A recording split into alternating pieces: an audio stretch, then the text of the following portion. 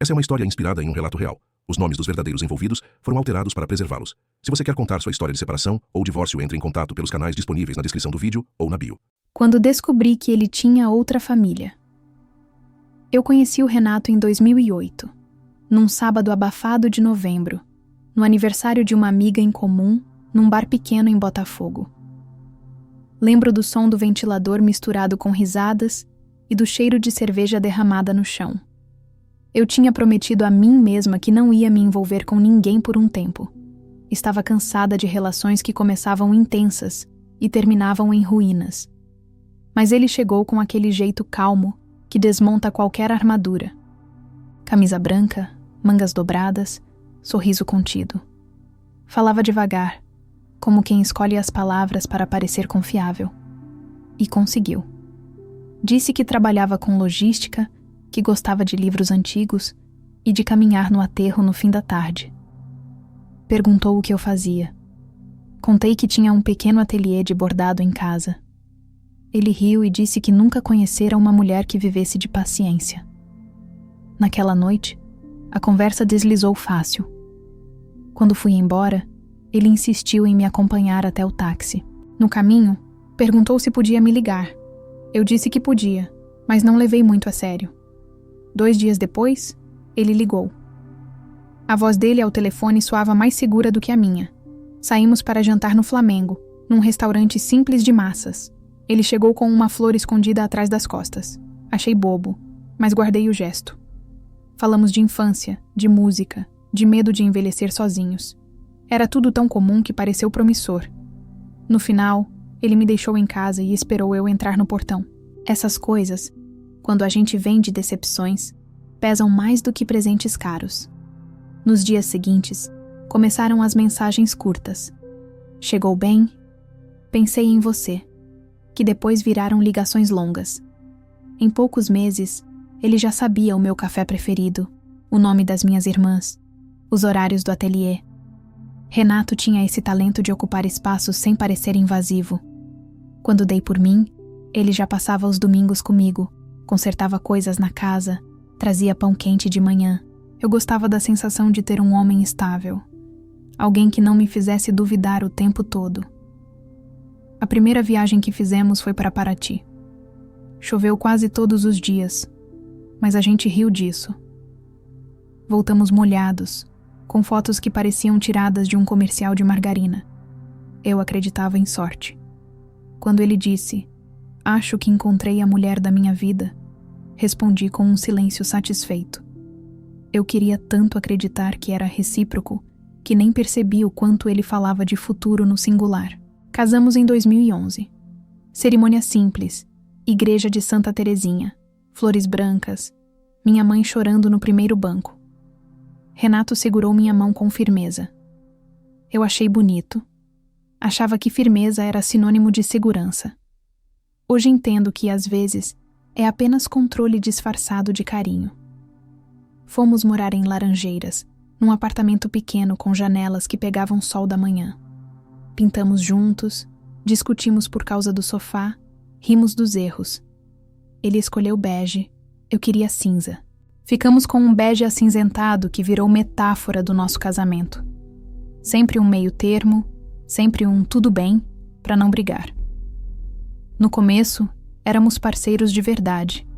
Ele me ajudava a divulgar o ateliê, eu revisava os relatórios dele.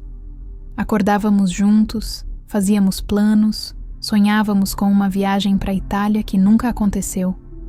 Quando engravidei, ele chorou. Disse que aquele seria o melhor capítulo da nossa história. E por alguns meses eu acreditei.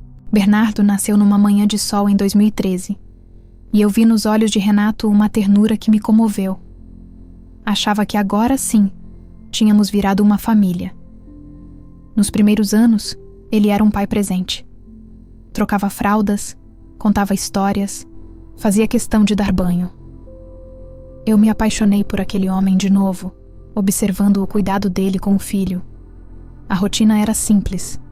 Trabalho, jantar, novela, conversa antes de dormir.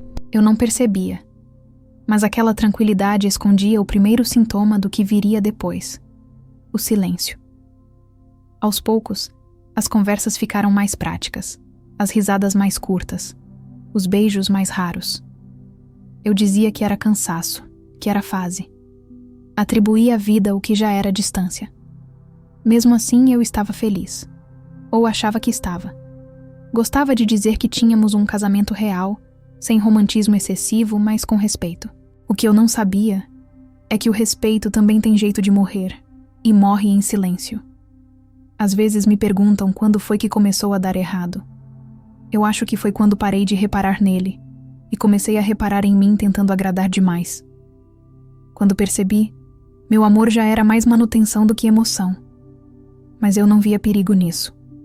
Achava que estabilidade era o prêmio da maturidade. E foi nessa ilusão que eu me acomodei. A última lembrança que tenho de nós inteiros é de um domingo de sol no aterro. Renato jogava bola com o Bernardo e eu tirava fotos. Ele me chamou para perto e disse: "Você é a base de tudo, Patrícia." Naquele momento, eu acreditei com todas as forças. Anos depois, essa frase ainda ecoa em mim. Só que agora como ironia. Porque quem chama alguém de base, às vezes já planeja construir outra casa. Costumo pensar que o fim de um casamento não acontece de um dia para o outro. Ele começa devagar, escondido em gestos pequenos, quase imperceptíveis.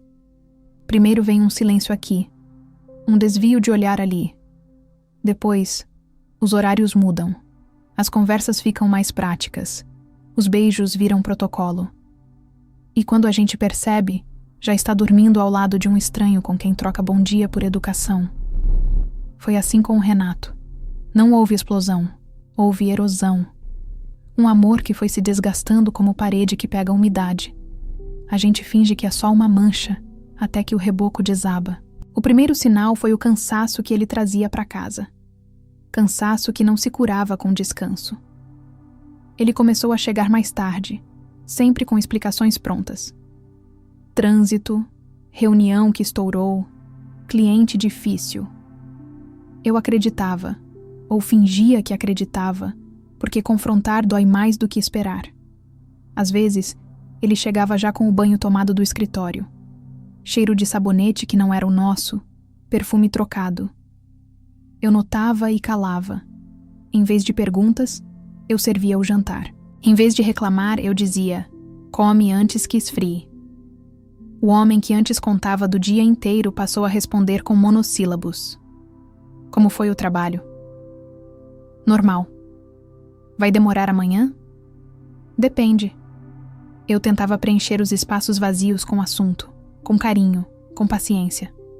Comecei a me esforçar para que ele se sentisse bem em casa, como se a distância dele fosse culpa minha. Fiz curso de culinária, pintei as paredes, mudei o cabelo. Ele elogiava com distração. "Tá bonito", dizia, olhando para o celular. Eu sorria, mas por dentro sentia uma solidão estranha, a de estar acompanhada e ainda assim invisível. Um dia, arrumando o bolso da calça dele para lavar, encontrei um papel dobrado, um recado escrito com caneta azul. "Obrigada pelo café e pela conversa. Faz tempo que eu não ria assim." Reconheci a letra feminina e senti o coração bater no estômago. Fiquei parada com o bilhete entre os dedos. Não chorei. Só pensei rápido demais. "Não cria problema, Patrícia. Pode ser coisa de colega." À noite, quando perguntei, ele riu. Disse que era da equipe nova, que estavam quebrando o gelo no trabalho, que eu estava ciumenta. Falou num tom leve, mas com aquele olhar que faz a gente se sentir pequena por duvidar. E eu me encolhi diante da culpa. Pedi desculpas. Ele me abraçou e no abraço senti distância. Depois desse dia, passei a vigiar sem querer. O celular dele sempre virado para baixo na mesa. O toque em silêncio. O banho demorado depois das mensagens no WhatsApp. Comecei a decorar horários, observar reações. Cada tudo bem dele era uma incógnita. Mas eu me calava. Eu queria manter o lar intacto para o Bernardo. E no fundo, eu tinha medo. Medo de perder o chão que eu mesma ajudei a construir. Com o tempo, as ausências ficaram mais longas. Viagens curtas de fim de semana que eu não podia ir, por causa das entregas do ateliê. Mentiras bem contadas soam quase plausíveis, Ele sabia disso. Tinha respostas prontas para tudo. Um domingo, quando o Bernardo perguntou por que o pai não estava no almoço, eu disse que ele tinha ido trabalhar. Bernardo, com 7 anos, respondeu: "Ele trabalha até no domingo agora, mãe." Sorri para esconder o aperto. "É só uma fase, filho." Eu falava para ele, mas era comigo mesma que eu tentava convencer. A indiferença dele começou a me adoecer. Eu comia pouco, dormia mal, bordava por horas sem perceber o tempo passar. Às vezes chorava no banheiro com a torneira aberta para disfarçar o som. Uma madrugada, levantei para beber água e o vi dormindo com o celular na mão. Tentei resistir, mas abri. Havia mensagens arquivadas, frases curtas, íntimas, recentes. "Boa noite, amor. Saudade de você." Nenhuma vinha com nome, só número. A garganta fechou. Fechei o celular, devolvi ao lugar e voltei para a cama. Passei o resto da noite olhando o teto, tentando lembrar em que momento eu tinha virado coadjuvante da minha própria vida. No dia seguinte, preparei o café como se nada tivesse acontecido. Ele desceu atrasado, pegou o pão e disse: "Tá tudo bem?" Eu disse que sim. Aprendi que mulheres quebradas também sabem sorrir. Fui trabalhar, fiz entregas, voltei no fim da tarde. Quando ele chegou, me beijou na testa. Quis acreditar que ainda havia amor, mas o beijo era protocolo. As desculpas continuaram. Preciso dormir no escritório. Reunião cedo. O cliente de São Paulo chegou. Esqueci o carregador, volto mais tarde.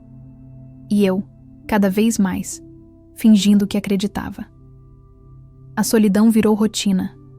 Às vezes eu me pegava desejando uma briga, um escândalo, qualquer coisa que quebrasse o silêncio que nos matava. Mas ele não brigava. O silêncio dele era educado. O tipo de silêncio que destrói devagar. A gota d'água veio meses depois, num sábado, no aniversário do Bernardo. Festa no salão do prédio, balões azuis, bolo de chocolate. Renato sumiu no meio do parabéns. Disse que ia buscar um presente de surpresa no carro. Voltou 3 horas depois, suado, com um embrulho apressado e um cheiro estranho de perfume. O presente era um carrinho de controle remoto com etiqueta de uma loja de Niterói. Ele disse que comprara no Barra Shopping. Não percebeu o detalhe. Eu percebi e calei. Fui a melhor atriz do Rio naquela tarde. Sorri para as fotos, distribuí lembrancinhas, agradeci convidados. Naquela noite, depois que todos dormiram, entrei no banheiro, sentei no chão frio e chorei baixinho. Não era mais dúvida, era constatação. Eu sabia, só não tinha coragem de nomear. Passei os dias seguintes no modo automático. Acordar, cuidar do Bernardo, bordar, dormir pouco. Até que 1 mês depois, limpando o carro, encontrei no porta-luvas 2 pulseirinhas de maternidade com o sobrenome dele. Uma delas datada de 2 meses atrás. Meu corpo reagiu antes da mente. As mãos gelaram. A visão ficou turva. A ficha demorou a cair. Renato tinha um filho, um bebê. E não era o nosso. Fiquei ali, parada, olhando aquelas pulseirinhas como quem encara um espelho estilhaçado. Guardei de volta. Voltei para casa dirigindo devagar, sentindo o coração bater fora do compasso. Cozinhei, dei banho no Bernardo, deitei. Dormi com a sensação de que minha vida estava prestes a desabar, mas ainda não sabia o tamanho dos escombros. Quando eu encontrei aquelas pulseirinhas, não gritei, não quebrei nada, não fiz cena. Fiz o que muita mulher faz quando a dor é grande demais. Fiquei muda, muda e fria, como se o corpo tivesse desligado para proteger o que restava. Passei o dia inteiro repetindo mentalmente a data gravada nelas. 2 meses atrás. 2 meses. Enquanto eu cuidava do Bernardo, bordava toalhas para clientes e fazia almoço, Renato embalava um bebê que não era nosso. Essa era a nova geografia da minha vida. 2 mundos coexistindo, o meu e o dele, separados por mentiras que eu ainda fingia não ver. Por 1 semana eu guardei o segredo. Observei. Quis entender o tamanho da mentira antes de confrontar. Comecei a reparar nas roupas, nos horários, nos cheiros. Ele voltava com um perfume infantil no corpo. Dizia que era dos filhos de um colega. Ria com naturalidade. E eu sorria de volta, como quem participa de uma peça sem saber o texto. Às vezes eu me sentia fora de mim, uma atriz dublando a própria vida. Uma noite, quando ele dormiu, peguei o notebook dele. O e-mail estava aberto. Talvez o destino também se canse da paciência da gente e resolva entregar tudo de uma vez. Havia mensagens trocadas com uma mulher chamada Carla, fotos de um bebê, legendas com corações, um comprovante de condomínio em São Gonçalo, outro nome, outro endereço, outro lar. Li tudo devagar, para não enlouquecer. No final, ele escreveu: "Nosso filho é o que me dá força para continuar." Fechei o computador e fiquei olhando para o vazio. Não era mais dúvida, era confirmação. Renato tinha outra família. Na manhã seguinte, eu agi como se nada tivesse acontecido.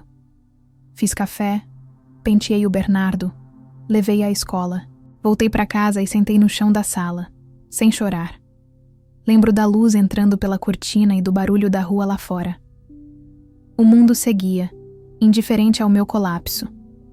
Passei o dia inteiro pensando em como encarar um abismo com calma. À tarde, quando ele ligou dizendo que ia se atrasar, respondi: "Tudo bem?" e desliguei. Já não havia energia para confrontos. Só cansaço. No sábado, peguei um Uber para São Gonçalo. O endereço do condomínio ainda estava gravado na minha mente. Pedi para o motorista parar na esquina. Desci e fiquei observando à distância. Vi quando o portão se abriu. Uma mulher jovem apareceu com um bebê no colo. Ele veio logo atrás, rindo, carregando sacolas. O bebê tinha o mesmo sorriso que o Bernardo tinha quando era pequeno. Por um instante, pensei que eu estava delirando, mas era ele. O jeito de ajeitar o pano no ombro, o gesto com as mãos, a calma na voz. Eu o conhecia demais para me enganar. Fiquei parada, invisível, olhando aquela cena que não me pertencia. Não havia grito dentro de mim, só uma dor surda, funda, uma espécie de náusea existencial. Era como se meu corpo inteiro tivesse sido tirado de lugar. Vi o homem que dormia na minha cama, que segurava minha mão na missa, que dizia "eu te amo" com convicção, brincando de família com outra mulher. E o pior, ele parecia feliz, tão natural, tão à vontade, como se aquela fosse a única vida verdadeira dele e eu, apenas um desvio temporário. Voltei para casa como quem volta de um velório. O motorista perguntou se eu estava bem. Respondi que sim. No espelho retrovisor, vi meus olhos e percebi que eu tinha envelhecido uns 10 anos naquela tarde. Em casa, fiz macarrão, liguei a TV, deixei o barulho encher o ambiente. O som era uma anestesia para não ouvir a própria cabeça. O Bernardo perguntou se o pai chegaria para jantar. Disse que não, que estava ocupado. Ele assentiu, sem drama. Crianças têm um tipo de intuição que a gente perde quando cresce. Naquela noite, quando Renato chegou, eu já estava deitada. Ele entrou no quarto, deu um beijo na minha testa, cheirou meu cabelo, disse "te amo". E eu, pela primeira vez, senti repulsa. Repulsa de cada palavra, de cada gesto ensaiado. Fechei os olhos e fingi dormir. Ele deitou, virou para o lado e dormiu em segundos. Eu fiquei acordada até o dia clarear. É estranho como a gente consegue dividir a cama com alguém e, ao mesmo tempo, estar a quilômetros de distância. Nos dias seguintes, eu vivi no automático. Ia ao ateliê, buscava o Bernardo na escola, cumprimentava vizinhos, mas por dentro estava morta. A dor não vinha em ondas, vinha em silêncio. Uma dor sem som, que a gente carrega no corpo como febre baixa. Lembro de ter olhado para ele uma manhã e pensado: como é possível viver com alguém que já não existe? Na quinta-feira seguinte, o celular dele vibrou enquanto ele tomava banho. A notificação apareceu na tela. "Te amo, vem logo, o neném já dormiu." Não precisei abrir para saber quem era. Foi ali que o chão acabou de ruir. Sentei no sofá e chorei como nunca chorei na vida. Chorei pela mulher que fui, pela ingenuidade, pela entrega, pela cegueira. Chorei por ter acreditado que o amor bastava. E quando ele saiu do banheiro, com a toalha na cintura e aquele ar tranquilo, eu já tinha decidido. Não ia mais viver metade de uma história. Não o confrontei naquele dia. Ainda não. O medo de ver a verdade nos olhos dele era maior do que o desejo de ouvir explicações. Eu precisava preparar a boca para não se cortar na lâmina das palavras. Esperei o final de semana, organizei as ideias, juntei coragem. Naquele domingo, acordei cedo, fiz café, coloquei as pulseirinhas sobre a mesa e fiquei esperando ele acordar. O coração batia no pescoço, mas a voz estava calma. Eu sabia que, quando ele abrisse a boca, a minha vida mudaria para sempre. Naquele domingo, o silêncio da casa tinha um peso diferente. O sol entrava tímido pela janela da cozinha. E eu podia ouvir o som do mar ao longe misturado ao barulho do ônibus subindo a ladeira. Fiz o café com as mãos trêmulas, mas a mente fria. Não era mais desespero, era decisão. Coloquei as 2 pulseirinhas sobre a mesa, bem no centro, entre a jarra de suco e o pão ainda quente. Elas estavam ali como pequenas provas de um crime sem sangue. Esperei o barulho dos passos dele vindo do quarto. Cada passo parecia um ensaio de adeus. Quando Renato apareceu na porta, ainda de pijama, perguntou se eu estava bem. Respondi que sim, sem emoção. Ele se sentou, passou manteiga no pão, pegou o jornal e começou a ler, alheio à bomba que repousava diante dele. Esperei que olhasse para a mesa. Quando olhou, demorou alguns segundos para entender o que via. O olhar dele correu das pulseirinhas para mim, e eu percebi o instante exato em que a verdade invadiu o espaço entre nós. Ele empalideceu, engoliu em seco e murmurou: "Você achou isso onde?" A minha voz saiu calma, quase fria. "No seu carro. E antes que diga que não sabe o que é, eu já sei. O endereço, o nome, a mulher, o bebê." Ele abriu a boca para responder, mas eu continuei. "Eu vi vocês, Renato. Vi o portão, a criança, as sacolas, o riso. Vi a sua nova vida. E eu quero que você me diga há quanto tempo ela existe." Ele encostou as mãos na cabeça. Ficou em silêncio por alguns segundos, como quem procura uma rota de fuga dentro da própria mente. Depois, disse o que os culpados sempre dizem: "Não é o que você está pensando." Ri. Um riso seco, curto, quase um soluço. "Então me explica o que é, porque da onde eu estou, parece exatamente o que estou pensando."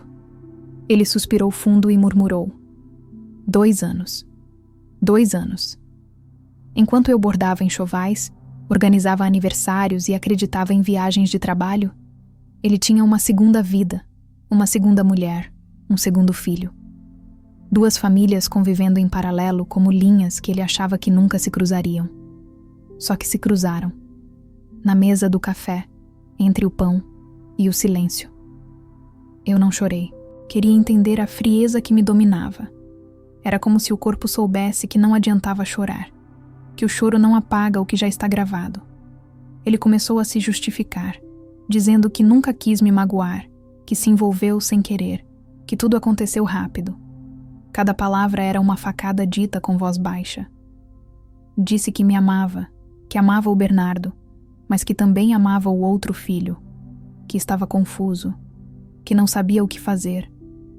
Olhei para ele e senti uma mistura de pena e repulsa. "Você não está confuso, Renato. Está confortável." Confuso estava eu, tentando entender por que dormia sozinha enquanto você cuidava de outro bebê.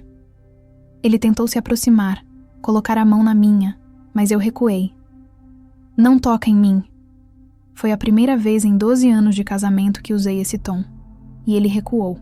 Ficamos frente a frente, 2 estranhos tentando encontrar no outro alguma lembrança do que fomos. Ele perguntou se eu ia pedir o divórcio. Respondi que não precisava pedir. Era um fato. Disse que queria entender o que aconteceria com o Bernardo. "Ele vai continuar com a mãe", respondi. "E com a verdade." Renato chorou. Chorou como quem implora perdão, Mas o que eu via ali não era arrependimento, era medo. Medo de perder o conforto da dupla vida, medo de enfrentar o próprio reflexo. Peguei as pulseirinhas e coloquei de volta na mão dele. Devolve para quem pertence. Eu não vou guardar o peso do que não é meu. Subi para o quarto e comecei a arrumar uma mala, não porque pretendesse sair naquele dia, mas porque precisava ver com os próprios olhos que eu ainda sabia escolher o que levar. Enquanto dobrava roupas, senti uma serenidade estranha. Não era força, era sobrevivência. Eu só não queria me perder de mim mesma. Mais tarde, ele bateu na porta, dizendo que queria conversar. Eu disse que não havia mais conversa possível. A gente só conversa quando ainda há dúvida. Quando tudo já está dito, o silêncio basta. Ele insistiu, ajoelhou no chão, pediu para eu reconsiderar. Disse que o bebê era fruto de um erro, mas que agora era tarde para desfazer. Você não entende, Patrícia. Eu não planejei isso. Olhei para ele e disse: você planejou cada mentira. Isso é planejamento suficiente. Naquela noite, ele dormiu no sofá. O som da respiração dele me dava náusea. No dia seguinte foi trabalhar como se nada tivesse acontecido. Eu fiquei em casa, em silêncio, tentando reorganizar o caos. Chorei só quando ouvi o barulho do carro dele se afastando. Não era tristeza, era alívio. O alívio de finalmente ter um inimigo com rosto, nome e CPF. Nos dias que seguiram, ele tentou conversar, mas cada tentativa era um replay das mesmas frases. Eu errei. Foi um momento de fraqueza. Você também se afastou. Eu não queria perder vocês. Eu respondia com silêncio, porque aprendi que o silêncio, às vezes, é a única resposta digna. Uma semana depois, ele fez as malas e saiu. Disse que ficaria um tempo na casa da mãe. Eu deixei. Não pedi para ficar. Não pedi explicação. Só pedi que fosse honesto com o Bernardo. Ele merece saber quem é o pai. Renato abaixou a cabeça e saiu. Quando a porta fechou, o som ecoou pela casa como uma sentença. O fim não chegou com explosão. Chegou com o clique de uma maçaneta. Naquela noite, fiz o jantar só para mim e pro Bernardo. Panqueca, como ele gosta. Ele perguntou se o pai voltaria. Eu disse que não sabia, mas que a gente ia ficar bem. Ele sorriu, inocente, e continuou comendo. As crianças sempre sabem menos e sentem mais. Quando ele dormiu, sentei no sofá e fiquei olhando o vazio. Pela primeira vez em meses, a casa estava em silêncio. Um silêncio que não doía. Era um silêncio limpo, de recomeço. Eu sabia que o pior ainda estava por vir. Advogado, audiência, papéis, divisão. Mas também sabia que o mais difícil já tinha acontecido. O amor tinha morrido e eu estava viva. Eu sempre achei que nada fosse mais frio do que uma sala de hospital, até entrar numa sala de audiência. Lá dentro, o ar-condicionado parece ligado não para refrescar, mas para congelar o que ainda resta de emoção. O tempo não corre, ele pesa. As palavras são medidas, e cada vírgula vira sentença. A gente senta diante de estranhos que decidem o destino de uma vida que um dia foi só amor, casa e rotina. E é nesse lugar burocrático que o que restou de um casamento vira papel, cláusula, assinatura. A primeira vez que vi meu nome num processo, eu senti um calafrio. Patrícia de Almeida, X Renato Ferreira, dissolução de união estável. Tão simples. Um X no meio de dois nomes que um dia dormiram lado a lado. A advogada me explicou cada passo com calma. Partilha, guarda, pensão, formalidades. Eu assentia com a cabeça, mas por dentro só queria fugir. No fim, assinei onde pediram, o nome trêmulo, mas inteiro. Saí do escritório com a sensação de ter atravessado uma ponte que queimava atrás de mim. Renato tentava manter um tom respeitoso, quase cordial. Mandava mensagens sobre o Bernardo, evitava qualquer outro assunto.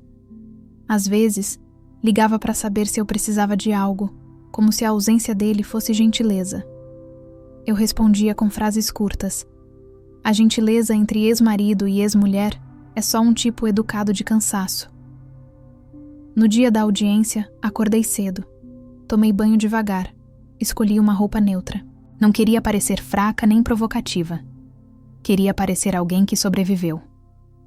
Olhei meu rosto no espelho e percebi algo que não via há meses. Uma firmeza silenciosa. Não era ódio. Era dignidade. Arrumei o cabelo, passei batom e pela primeira vez em muito tempo me reconheci. No fórum, o corredor cheirava a café requentado e papel velho. Casais se cruzavam sem se olhar. Uns choravam, outros se evitavam. Eu sentei e esperei. Quando chamaram meu nome, o coração bateu forte, mas as pernas seguiram firmes. Entrei na sala e lá estava ele. O mesmo homem com quem dividi a cama, o filho, as contas, as esperanças. Usava a mesma expressão cansada de sempre, mas agora havia um quê de arrependimento ensaiado. Cumprimentou com um aceno. Eu retribuí com silêncio. A juíza era jovem, voz firme, olhar direto. Fez as perguntas de praxe: tempo de união, bens, guarda do filho, pensão. Eu respondia devagar, escolhendo as palavras. Não queria parecer ressentida. Queria parecer lúcida. Quando ela perguntou sobre reconciliação, a sala pareceu prender o ar. Renato me olhou com expectativa. Eu o encarei por 2 segundos e respondi: não há mais. As palavras saíram limpas, sem tremor. E ao dizê-las, percebi que eu já não amava aquele homem. O que me prendia até ali era o hábito, não o sentimento. O amor tinha morrido muito antes da traição. A audiência era só o velório. Ela perguntou sobre a guarda do Bernardo. Eu disse que queria o que fosse melhor para ele. Que não ia impedir o pai de conviver, mas que o filho merecia um exemplo de verdade. Não dá para educar uma criança em mentira, falei. A juíza assentiu. Renato ficou calado. Enquanto os advogados trocavam termos técnicos, eu observava os detalhes. O som do relógio de parede, a caneta batendo na mesa, o estalar da cadeira. A burocracia tem um tipo de crueldade que a gente só entende quando o amor termina. Porque não há espaço para lembrança, para dor, para tudo o que foi vivido.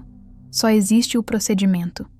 Quando terminou, a juíza nos olhou e disse: desejo que encontrem paz. Pareceu uma bênção. Eu agradeci com um aceno e saí. Renato ficou alguns segundos parado antes de me seguir. No corredor, ele me chamou. Patrícia. Eu parei. Eu sei que errei, mas queria que você soubesse que eu nunca deixei de te amar. Respirei fundo e respondi: Renato, às vezes o amor acaba, e a gente continua amando o que já foi. É diferente. Eu amei você, mas não te amo mais. Ele baixou os olhos. Não respondeu. Foi embora. Fiquei ali por um instante, olhando o corredor vazio. Depois saí. O sol do lado de fora me atingiu como um soco.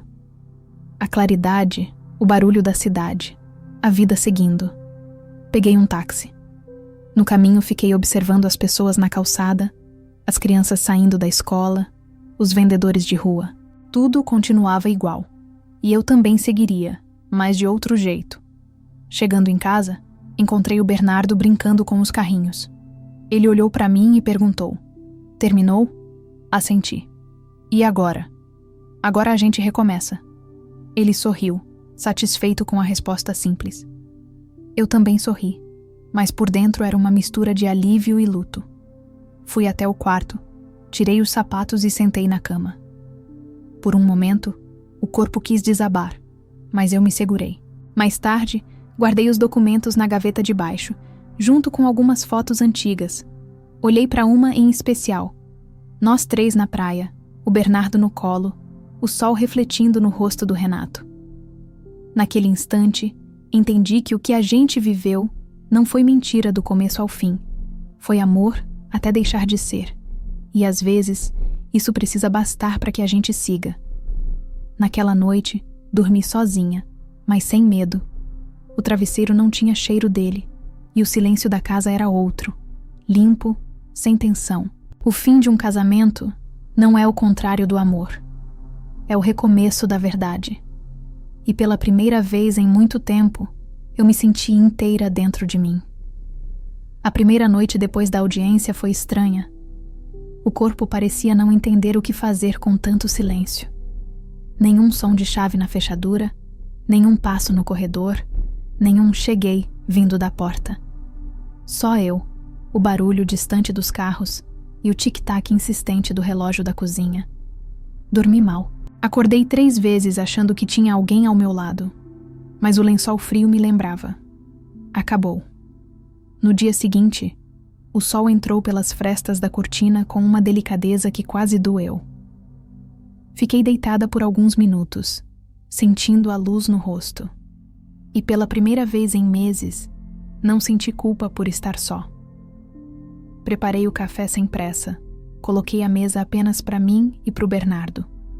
Ele chegou sonolento, com o cabelo bagunçado, e perguntou: "A gente tá bem, mãe?" Eu sorri. "A gente tá começando a ficar."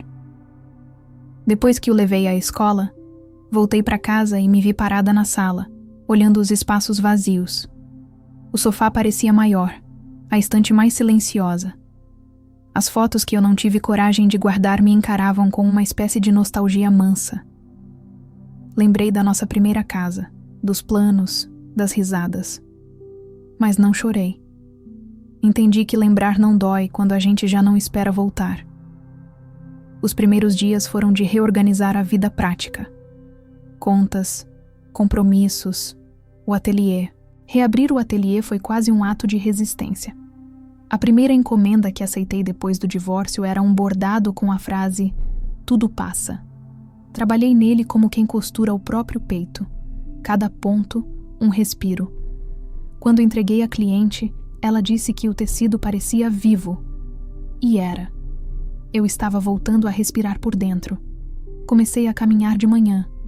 No início, as pernas pesavam. A mente vagava entre lembranças e listas de tarefas. Mas, com o tempo, o corpo foi encontrando ritmo. O vento da praia, o cheiro de maresia, o barulho das ondas, tudo parecia dizer que o mundo não acaba só porque uma história termina.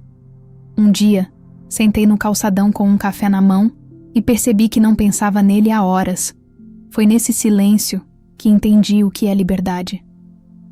Renato continuava vendo o Bernardo aos fins de semana. No começo, era difícil.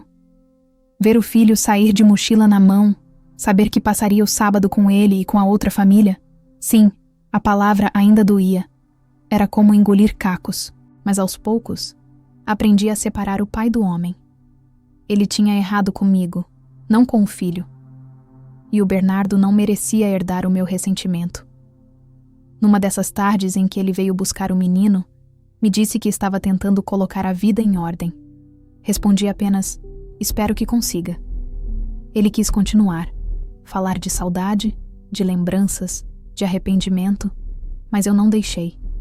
Algumas portas, quando se fecham, precisam permanecer fechadas para manter a paz dentro. Com o tempo, a solidão deixou de ser inimiga. Aprendi a gostar dos domingos calmos, das noites silenciosas, do cheiro do incenso pela casa. Redescobri o prazer das pequenas coisas: regar plantas, ouvir música alta enquanto cozinho, ler na varanda sem pressa. Não era alegria eufórica, era serenidade. A felicidade, descobri, é menos fogo de artifício e mais brasa constante. Um dia fui à missa. Fazia tempo que não ia. Sentei no fundo, sem expectativa. O padre falava sobre recomeços, sobre como, às vezes, Deus permite o colapso para a gente enxergar o que ignorou por anos. Chorei. Não de tristeza, mas de gratidão, por estar viva, por ainda ser capaz de sentir. Quando saí da igreja, uma senhora elogiou meu vestido azul. Sorri. Pequenas delicadezas seguram a gente no mundo. Com o passar dos meses, comecei a vender mais. O ateliê cresceu. Abri uma pequena loja virtual. Recebia mensagens de mulheres contando que se identificavam com as frases que eu bordava. Um dia, uma delas escreveu: Comprei seu bordado quando descobri a traição do meu marido. Me ajudou a respirar. Eu chorei lendo. Percebi que, de alguma forma, minha dor tinha virado abrigo para outras. Às vezes, à noite, ainda penso no Renato. Não com saudade, mas com distância. Penso na mulher com quem ele vive, no filho pequeno, e espero que sejam felizes. Não porque ele mereça, mas porque o ódio prende, e eu escolhi liberdade. Amar de novo? Talvez um dia, mas não agora. Por enquanto, quero ser inteira sozinha. O Bernardo, que agora tem 9 anos, às vezes me pergunta se eu e o pai vamos voltar. Eu digo que não, mas que o amor que a gente sente por ele nunca mudou. Ele parece entender. Crianças entendem antes de saber explicar. Outro dia, ele me abraçou do nada e disse: "Você ficou mais bonita, mãe." Ri. É o cabelo novo. Não, é o jeito que você sorri agora. Aquela frase me atravessou. Porque era verdade. Meu sorriso mudou. Já não carrega medo, nem espera. Só presença. Hoje, quando penso no que vivi, não sinto vergonha nem raiva. Sinto um tipo de respeito pela mulher que suportou e permaneceu de pé. A traição destruiu uma parte de mim, mas também revelou outra, mais forte, mais calma, mais verdadeira. Às vezes, quando termino um bordado, gosto de escrever frases curtas, quase orações. A última que fiz dizia: "Nem toda perda é castigo. Às vezes é libertação." Vendi no mesmo dia. A cliente mandou mensagem dizendo que era exatamente o que ela precisava ler. Eu sorri, porque sem perceber, era o que eu também precisava lembrar. Naquela noite, sentei na varanda com uma taça de vinho e o som distante do mar. O ar estava morno, o céu limpo. Fechei os olhos e senti o vento bater no rosto. Pela primeira vez em muito tempo, não senti falta de nada. Só gratidão. Gratidão por ter sobrevivido à queda, por ter aprendido a andar sozinha, por ter descoberto que paz também é forma de amor. E se alguém me perguntar quem eu sou hoje, respondo sem hesitar: sou Patrícia. Fui traída, caí, levantei e, acima de tudo, aprendi que o amor verdadeiro não é o que a gente recebe, é o que a gente se dá quando tudo o resto acaba.